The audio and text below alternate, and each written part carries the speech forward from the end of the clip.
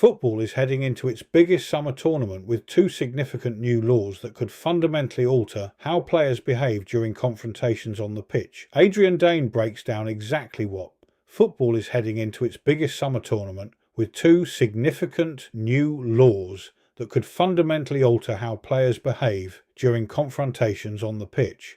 Adrian Dane breaks down exactly what the new FIFA rules mean, why they were introduced, and what triggered the push for change at the very highest levels of the game. A meeting room in Vancouver has just altered the rulebook for the most watched sporting event on the planet.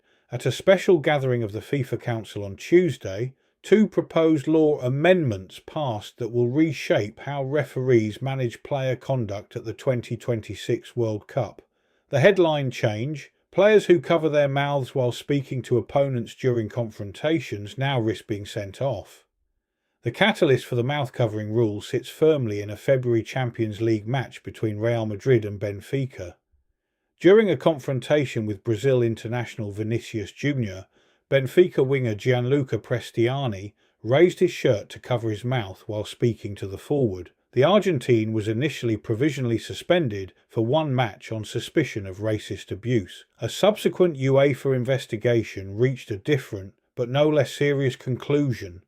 Prestianni was found guilty of homophobic conduct and received a 6-match ban, 3 of which were suspended.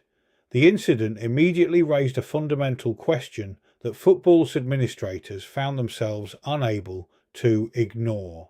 If a player deliberately obscures their mouth during a confrontation, how can match officials, cameras or lip readers determine what was actually said? The gesture creates deliberate ambiguity, and it is the ambiguity which FIFA's new rule sets out to remove. The subject was already on the agenda at the Ifab annual general meeting in Wales later in February, and its inclusion on the FIFA Council S agenda in Vancouver was a direct consequence of the attention the Prestianni case generated. The new FIFA rule codifies that severity within the laws of the game rather than leaving punishment entirely to post-match disciplinary processes. A team that causes a match to be abandoned will, in principle, forfeit the match under the new framework. The rule will also extend to team officials. Anyone in the dugout or technical area who incites players to leave the pitch will be subject to the same sanctions. That inclusion is significant. It closes the loophole whereby a manager could orchestrate a walkout from the touchline while players technically acted on their own initiative. Whether these laws embed themselves across domestic competitions beyond the World Cup will depend on how they are applied this summer.